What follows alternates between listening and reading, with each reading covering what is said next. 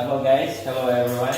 This is MEET.ONE office. My name is Dmitry, and this is CEO of EOS Nation. His name is Yves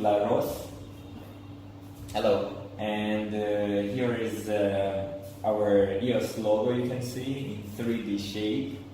Very beautiful. It's a prism, a printed prism. Printed chestahedron, made by hand. Right, we'll put it over here right now. And we invite EOS Nation to come to our office here in Salmon to talk about different things, especially about the project they're participating right now, about the market, what's going on right now, and different details. So right now, first of all, I would like to ask some questions. How was your trip? My trip has been very good, thank you for asking. I did a vlog last week, and I did an AMA. I do a discussion every week.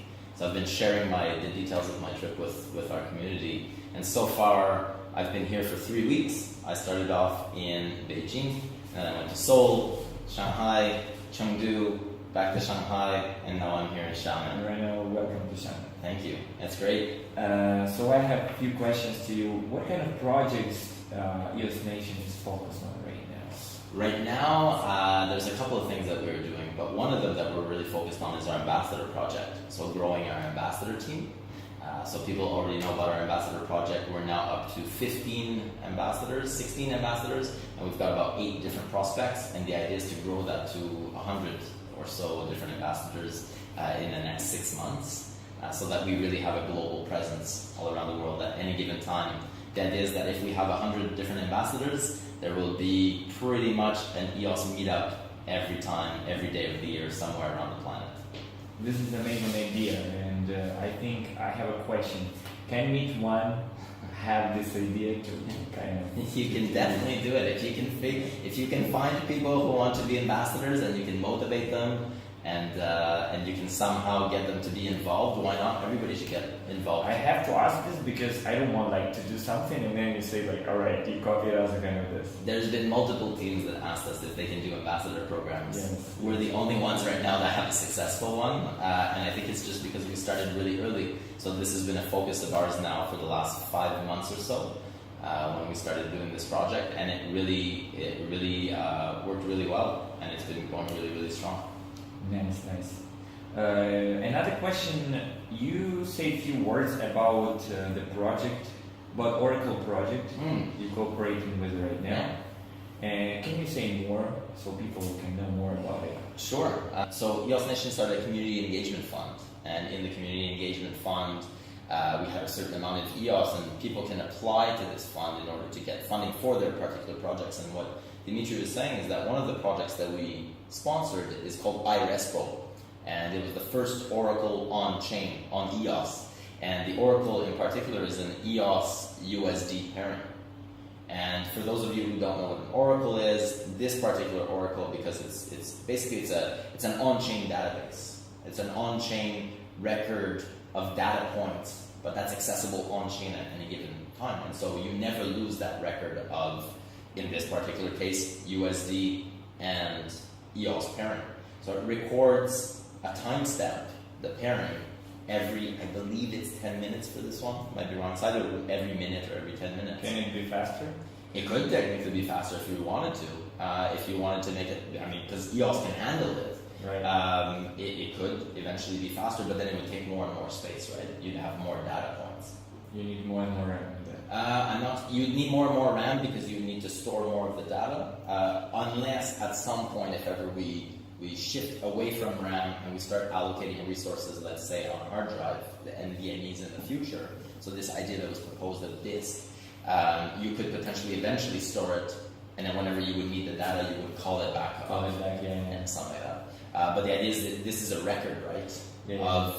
Of this If the record is more frequent, then you need more. You just need more space. Yeah, just need more space. But in terms of bandwidth resources, or in terms of network resources, EOS can handle it. So it's really not a problem. One data point every 10 minutes right now, or every minute, is really not affecting the chain at all. Why you decided to cooperate exactly with this project?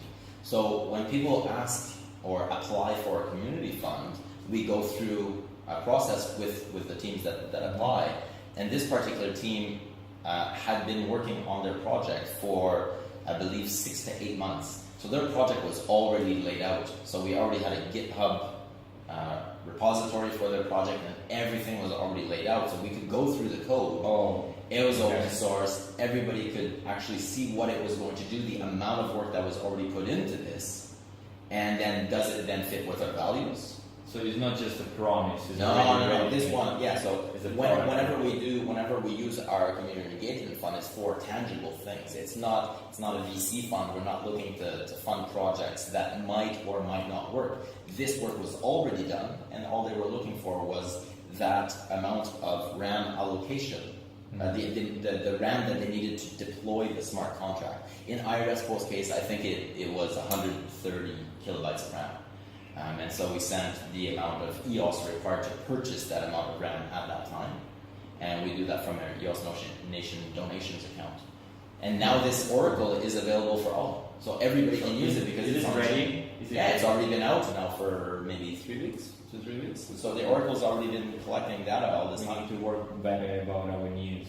Like we need to spread more news. Oh, we've been spreading our news for sure, but of course, there's always better. Yeah, So- and it's always better. So these oracles are very useful. This oracle in particular will be very useful for most of the VPs. It'll be useful for the people that eventually want to perhaps have online stores and they need this pairing because they want to sell merchandise tied to a particular currency, and then they need that. Or it's useful for accounting purposes. If you want to go back in time and you want to see how much the value is worth at any given time point, you're able to link that to perhaps your accounting spreadsheets. So that's just one of the pairings. And then right now, it's a USD EOS pairing. You could just add one line of code to make it into renminbi, to make it into Canadian dollars, to make it into euros, to make it into whatever you want. The smart contract itself is already deployed. All the work is already done. You would just add that line to do that extra pairing. So And anybody you can do also that. can do pairing to another cryptocurrencies. You could, potentially, if you really wanted to, yeah. All right. Because it's open source. Yeah.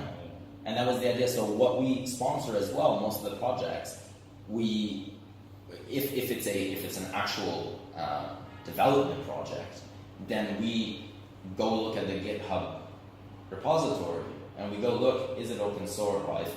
Is it open source and is it already done?